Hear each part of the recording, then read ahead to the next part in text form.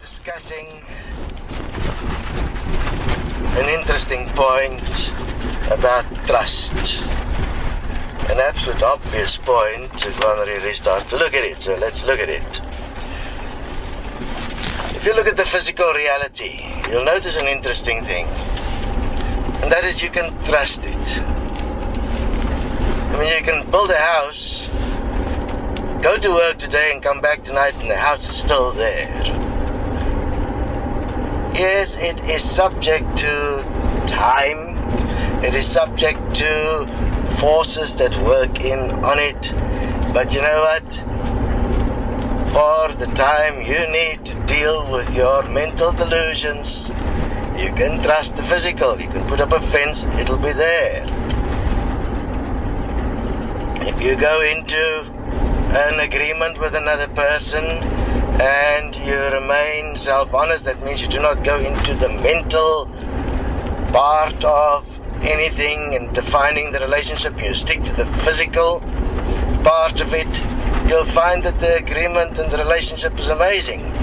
You stick to the physical part of the agreement in terms of sex, for instance, and if you remain with the physical part, you will learn how to move yourself as the physical and develop self-honesty in movement and thus support each other, because the experience will be astounding. The moment you go into a mental position about the sexual expression, about worrying if you were good enough, or worrying whether you did the right things, or worrying why you had an image of your past girlfriend flashing through your mind at the point of orgasm, instead of just forgiving those things and getting rid of them and live for real here, obviously you're going to go into a position of fear. Yes, it is important. There is things in the physical that, you know, if you don't fear them, you're stupid. You don't go and stand in front of a train and expect to survive the collision. I mean, physically you are incompatible. One is bigger than the other.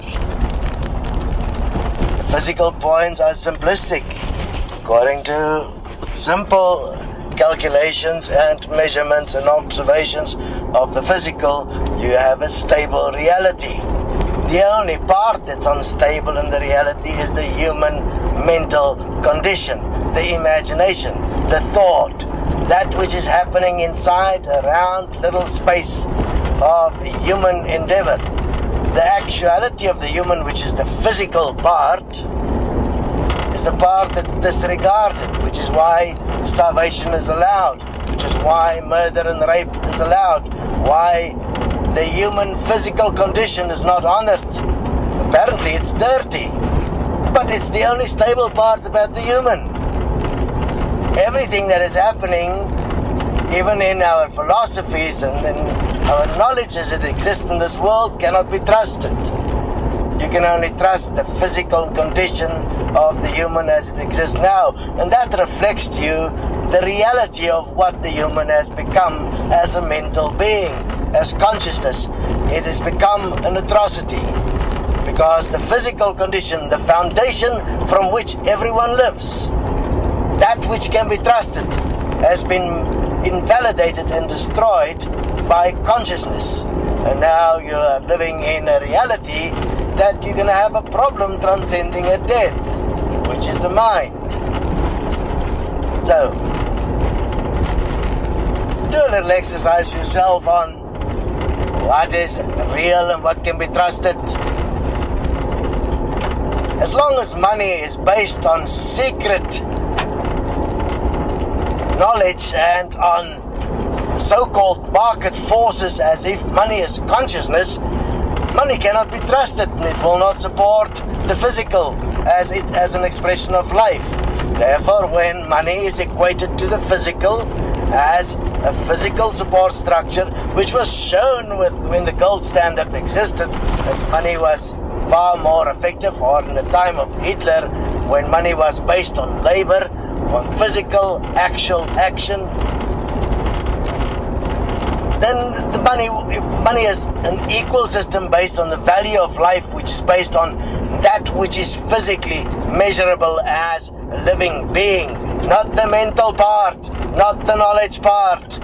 That the foundation that can be trusted, the physical, is treated equally with money.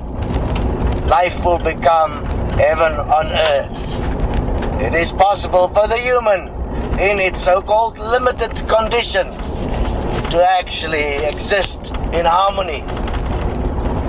In harmony, the word harmony says it all.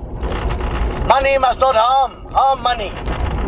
That's why the word harmony exists. You want to live in harmony, then money must not harm.